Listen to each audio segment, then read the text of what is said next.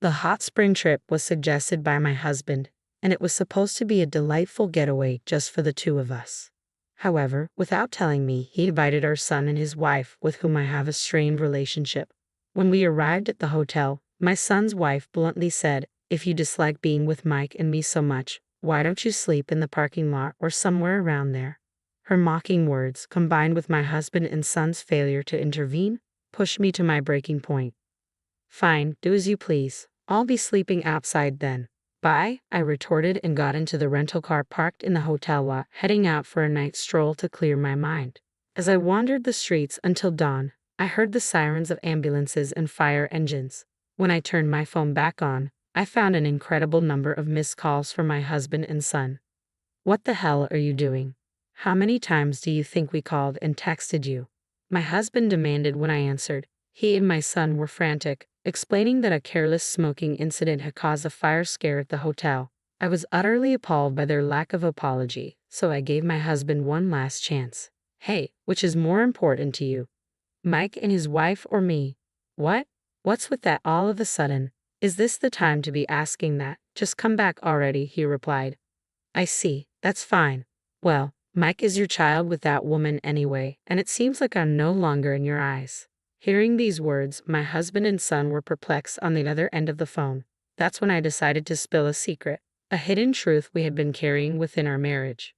My name is Elizabeth, 46 years old, and this year marks the 20th anniversary of my marriage to James. We both work for a hobby manufacturer company, with James in sales and me in accounting, just as we have since our marriage. We were blessed with a son, Mike, who has become a delightful part of our lives by marrying Jennifer, a girl he met at university.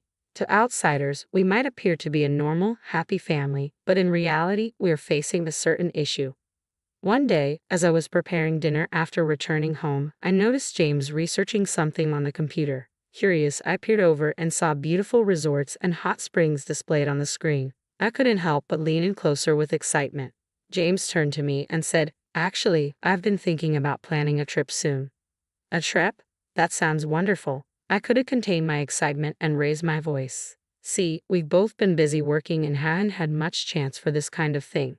Don't you think it's about time we let loose a bit?" "Yes, I've been feeling the same way," he replied. Fortunately, outside of our busy seasons, we both have flexible schedules that allow for time off. Just thinking about the trip made me giddy with excitement, something that hadn't happened in years. Though James initially helped with household chores after our marriage, he eventually stopped, citing work as the reason, leaving me to handle most of it. This trip, suggested by James himself, was a much-needed break from the accumulated fatigue and stress, more than anything. I was happy when my husband, who usually only showed interest in his work and rarely conversed with me, suggested we go on a trip together. "The trip is a great idea," I said, "but there's something I've been hesitant to talk to you about." "Hesitant about what? What is it?" he asked. "You know what I'm talking about. It's about Mike and Jennifer." Hearing our son and daughter-in-law's names made my expression darken.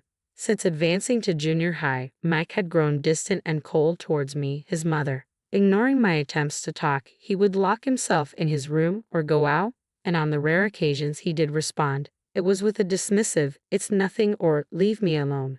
At times he was outright rude, demanding, "Hurry up with the food," or "Give me some pocket money."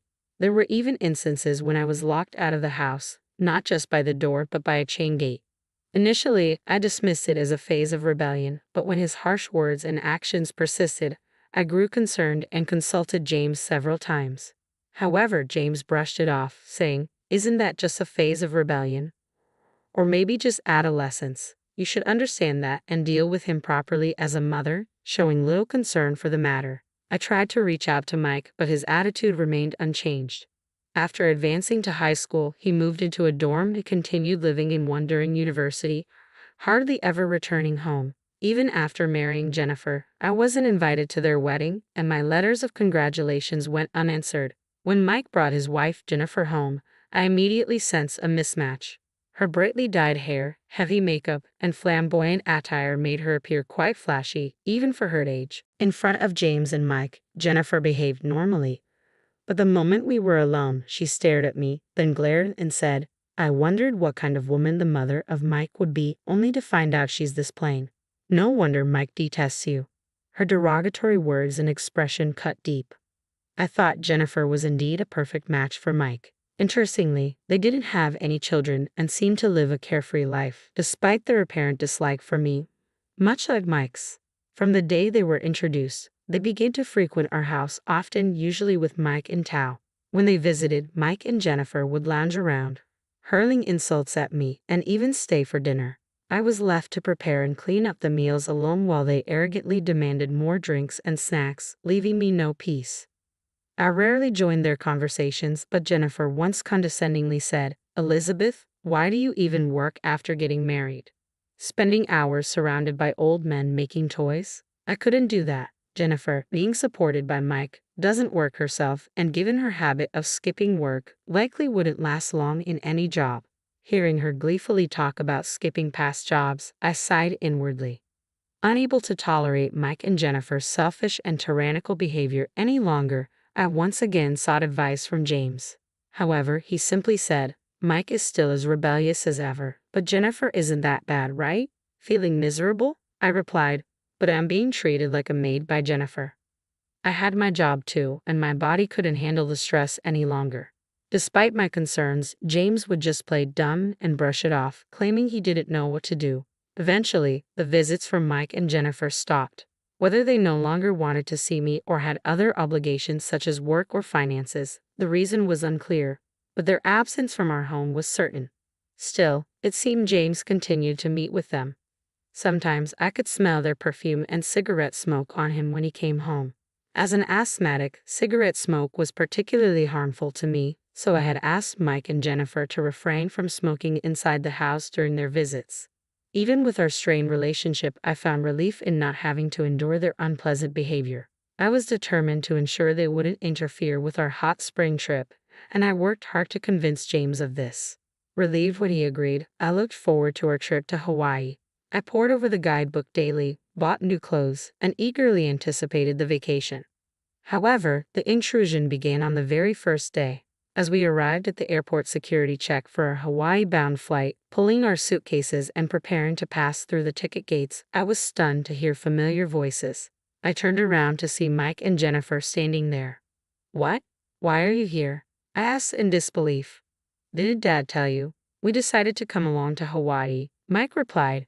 I was dumbfounded and glared at James. "Mike and Jennifer have always dreamed of going to Hawaii," he said. "I'll handle them, so please let's go together." I was astounded. Despite all my efforts, including working hard and dieting for this trip, James still prioritized Mike and Jennifer. My plan seemed ruined, and I decided there was no point in going to Hawaii with such unpleasant feelings. As I was about to turn back, Mike and Jennifer stopped me. "For the past 11 years, I've wanted to reconcile with you, Mom, but I couldn't bring myself to be honest about it," Mike said. "I know my behavior wasn't right, and I realize now that I've been awkward and unfair. I want to get along with you, Elizabeth, and I don't want to strain our relationship any further." I was taken aback. It was the first time Mike had shown such humility, and Jennifer seemed eager to avoid appearing as the villain. Reluctantly, I agreed to go to Hawaii with the four of us. On the plane, Mike and Jennifer were in high spirits, ordering and starting to drink alcohol, while James sat happily next to me. Despite their upbeat mood, I felt an odd sense of unease and tried to distract myself by gazing at the scenery outside the window. Upon arriving in Hawaii and renting a car, we started our trip based on the plan James had revised on the plane.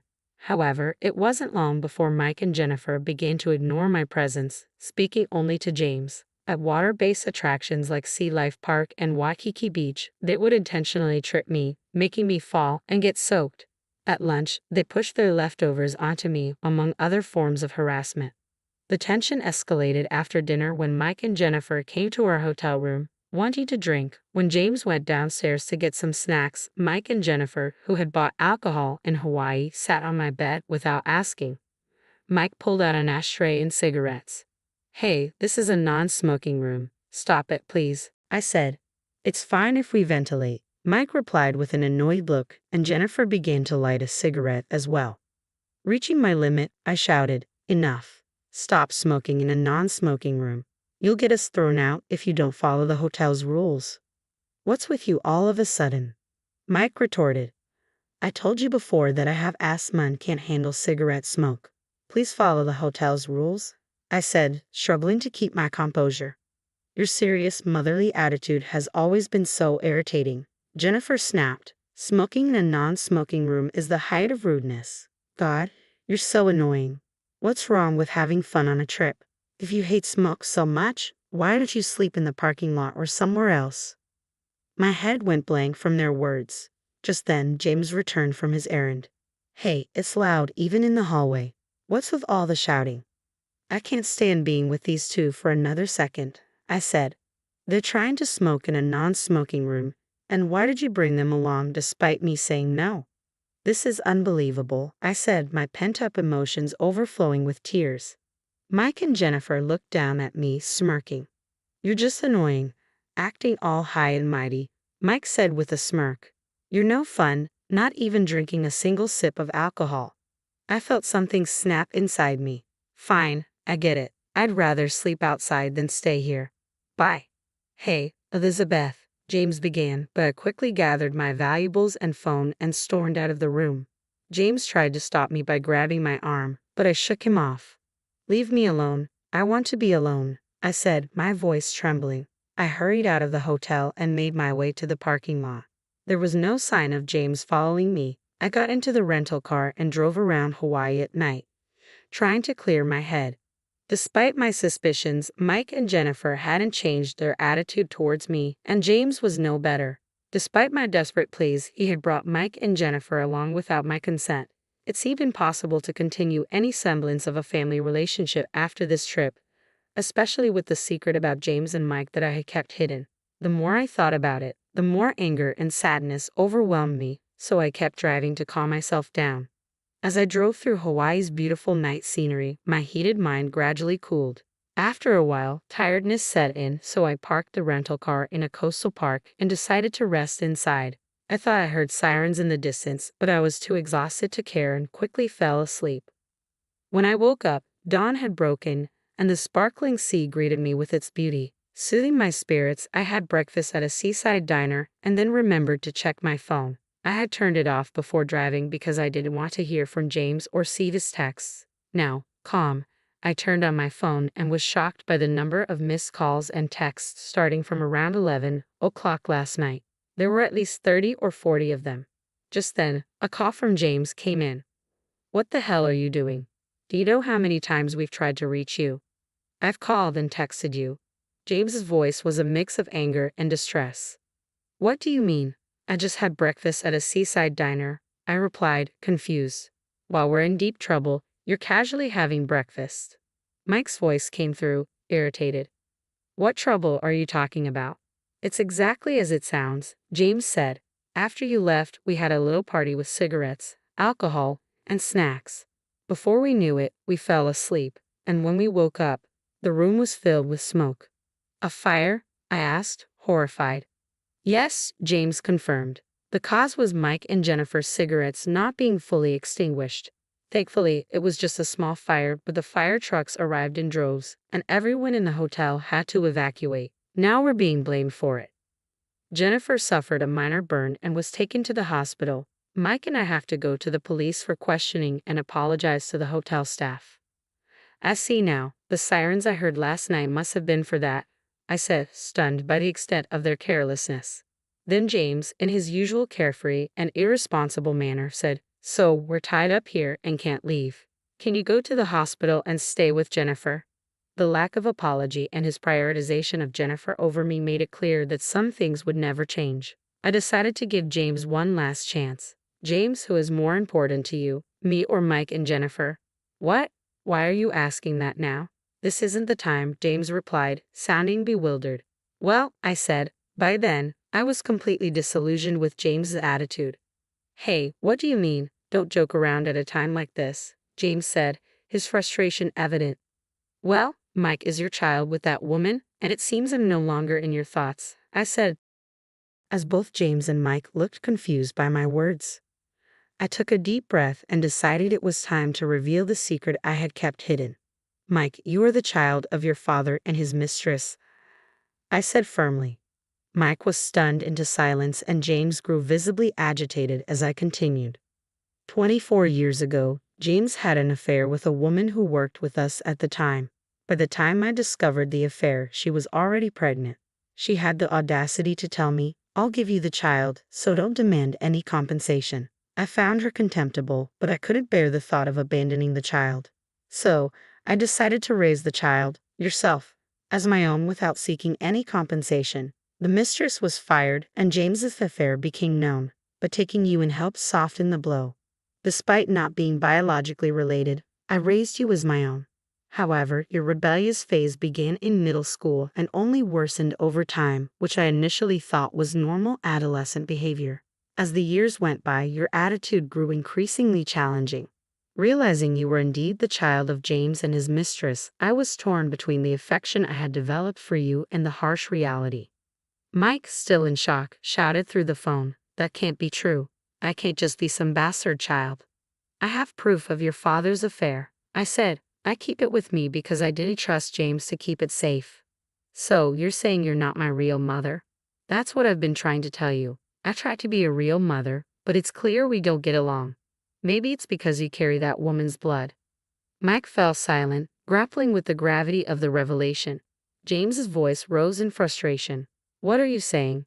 You promised you wouldn't tell Mike." "I don't care about promises. Be grateful for the 24 years I've put up with this," I retorted before ending the call. I blocked both James and Mike and decided to enjoy the rest of my Hawaii trip on my own, returning to New York before them. Back home, I packed up my belongings, moved back into my parents' house, and prepared divorce papers for James. A colleague later informed me of the aftermath of their hot spring trip. They were severely reprimanded by the police for their negligence, and the hotel demanded a hefty compensation for the disturbance caused by smoking in a non-smoking room. With my parents' help, they managed to navigate the legal and financial fallout.